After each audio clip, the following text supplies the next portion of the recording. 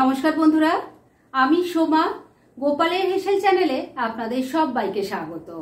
অনেককেই বলতে শুনি নিরামিষ রান্নার দিনে কি রান্না করব এটা চিন্তা করেই নাকি তাদের ঘুম উড়ে যায়।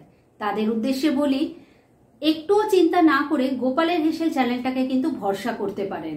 কেননা এই চ্যানেলে প্রত্যেক দিন আমি দুর্দান্ত স্বাদের সব নিরামিষ রেসিপি শেয়ার করি, যার আজকেও কিন্তু অন্যথা হয়নি। আজকেও নিয়ে এসেছি চটজলদি দারুণ টেস্টি একটি রেসিপি, খেতে খুব ভালো লাগবে। তাই চলুন সময় নষ্ট না করে রান্নাটা করে ফেলি।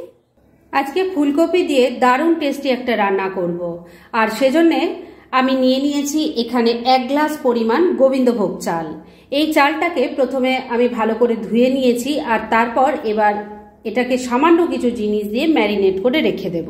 ম্যারিনেশনের জন্য প্রথমেই এর মধ্যে নুন দিয়ে দিলাম, দিয়ে দিচ্ছি অল্প হলুদের গুঁড়ো, এর সাথে দিয়ে দিচ্ছি 1 চামচ আদার রস, দিয়ে দিচ্ছি অল্প একটু ঘি। এবার সবকিছু খুব ভালো করে মেখে নিচ্ছি। চালটাকে সবকিছু দিয়ে ভালো করে মাখিয়ে নিয়েছি, মানে ম্যারিনেশন কিন্তু কমপ্লিট হয়ে গেল। এবার এটাকে আমি কিছুক্ষণের জন্য এক সাইডে রেস্টে রেখে দিচ্ছি, আর নেক্সট স্টেপের দিকে এগোচ্ছি।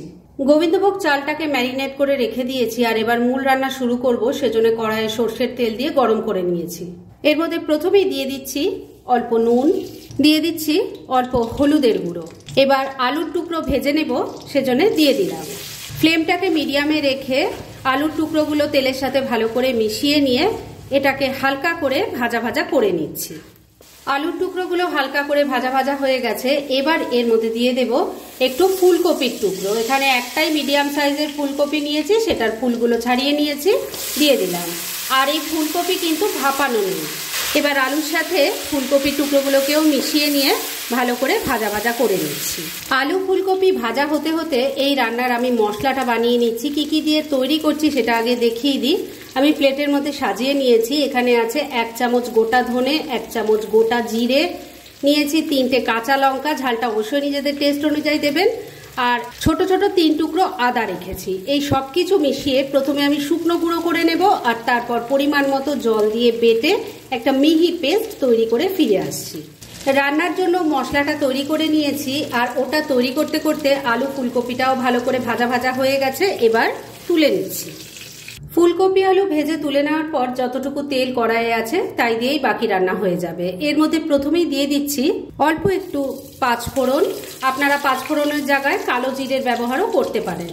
এর সাথে দিয়ে দিলাম একটা তেজপাতা, একটা শুকনো লঙ্কা, দিয়ে দিচ্ছি গোটা গরম মশলা, যার মধ্যে আছে 3-4টে এলাচ, 3-4টে লবঙ্গ, আর ছোট ছোট 2টো দারচিনি। ফোড়নটা ভাজা ভাজা করে নিচ্ছি। ফোড়নটা ভাজা ভাজা হয়ে গেছে, এর থেকে এখন খুব সুন্দর গন্ধ বেরোচ্ছে। এবার তৈরি করে রাখা মশলার পেস্ট, মানে আদা, গোটা জিরে, গোটা ধনে আর কাঁচা লঙ্কার পেস্টটা দিয়ে দিচ্ছি। এবার কিছু গুঁড়ো মশলা দেব। হলুদের গুঁড়ো দিয়ে সবজিগুলো ভাজা আছে, আবার চালটাকে ম্যারিনেট করার সময়ও হলুদের গুঁড়ো দিয়েছি, তাই এখানে হলুদের গুঁড়োর ব্যবহার করছি না। শুধু কালারটা ভালো হওয়ার জন্য অল্প একটু কাশ্মীরি মির্চ পাউডার দিয়ে দিলাম। দিয়ে দিচ্ছি অল্প একটু গরম মশলার গুঁড়ো। এখানে অল্প নুন দিয়ে দিলাম। অল্প দিচ্ছি এই কারণেই, চালটা নুন দিয়ে ম্যারিনেট করা আছে, আর সবজিগুলোও কিন্তু নুন দিয়ে ভাজা আছে, কিন্তু যেহেতু এখানে জল পড়বে তাই অল্প নুন দিলাম। একটা টমেটোকে 4 টুকরো করে কেটে দিয়ে দিলাম, আর দিয়ে দিচ্ছি 1 চামচ চিনি। যেহেতু এটা পোলাও বানাচ্ছি, আর পোলাওটা একটু মিষ্টি মিষ্টি হলেই খেতে ভালো লাগে, তাই চিনিটা দিলাম। অল্প একটু জল অ্যাড করছি, না হলে মশলাটা কষানো যাবে না। এবার সবকিছু ভালো করে মিশিয়ে নিয়ে মশলাটাকে খুব ভালো করে কষিয়ে নিতে হবে। 2-3 মিনিট সময় নিয়ে একটু ঢাকা চাপা দিয়ে দিয়ে মশলাটাকে দেখুন খুব ভালো করে কষিয়ে নিয়েছি। টমেটোগুলো একদম সফট হয়ে গেছে, ম্যাশ করে দিয়েছি। এবার এর মধ্যে প্রথমেই ম্যারিনেট করা গোবিন্দভোগ চালটা দিয়ে দিলাম। মশলার সাথে চালটাকে খুব ভালো করে মিশিয়ে একবার কষিয়ে নিচ্ছি। বন্ধুরা, আপনারা আমার রেসিপি দেখার সাথে সাথে আমার ফেসবুক পেজ গোপালের হেসেল, তাতেও ভিজিট করতে পারেন। ডেসক্রিপশন বক্সে লিংক দেওয়া আছে। মিনিট খানেক সময় নিয়ে চালটাকে মশলার সাথে ভালো করে মিশিয়ে কষিয়ে নিয়েছি। এবার ভেজে রাখা সবজিগুলো দিয়ে দিলাম। এর সাথে দিয়ে দিচ্ছি একটু কাজু কিশমিশ। সবকিছু আবারও একবার খুব ভালো করে মিশিয়ে নিচ্ছি। বন্ধুরা, এই রান্নাটা খেতে কিন্তু অসাধারণ হয়। যদি ভাগে ভাগে অনেক রকম রান্না করতে ভালো না লাগে, তাহলে কিন্তু এই একটা পোলাও দিয়েই কিন্তু একবেলা রান্না বান্না আপনারা সেরে নিতে পারেন। খেতে অসাধারণ হয়, যাকেই খাওয়াবেন তারই কিন্তু খেতে খুব ভালো লাগবে, একবার ট্রাই করে দেখতে পারেন। সবজিগুলো দিয়েও মিনিট খানেক সময় নিয়ে একটু কষিয়ে নিয়েছি। এবার এর মধ্যে জল দিয়ে দেব। আর এই জলটা যেটা আমি ইউজ করছি সেটা কিন্তু উষ্ণ গরম জল। আমি আগেই বলেছি আমি এখানে ছোট গ্লাসের 1 গ্লাস পরিমাণ গোবিন্দভোগ চাল নিয়েছিলাম, তাই জল দিয়ে দিলাম এর ডাবল মানে 2 গ্লাস। সবকিছু খুব ভালো করে মিশিয়ে নিচ্ছি। সবকিছু খুব ভালো করে মেশানো হয়ে গেছে। এবার 2টো কাঁচা লঙ্কা দিয়ে দিলাম। আমি কিন্তু ফাটিয়ে বা চিড়ে দেইনি, গোটাই দিয়েছি, শুধু গন্ধটা ভালো হওয়ার জন্য দিয়েছি। একটু মিশিয়ে দিলাম।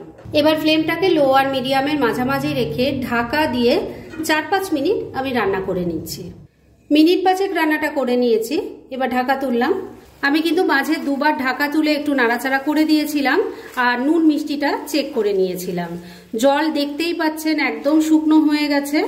আর আমি দেখে নিয়েছি চালও খুব ভালো মতো সেদ্ধ হয়ে গেছে, তবে আপনাদেরও একবার সেটা দেখিয়ে দিচ্ছি। দেখুন চালের দানাগুলো কিন্তু সব গোটা গোটা আছে, অথচ এইভাবে চাপ দিলে ভেঙে যাচ্ছে। এইভাবেই কিন্তু রান্নাটা করবেন, তাহলে দেখতে বা খেতে দুটোই ভালো লাগবে। এবার আরেকটা জিনিস আছে যেটা আপনাদের দেখিয়ে দেওয়া দরকার, যে আলুটা কেমন সেদ্ধ হলো। দেখুন সুন্দরভাবে কিন্তু আলুও সেদ্ধ হয়ে গেছে, মানে রান্না কিন্তু এবার একদম রেডি।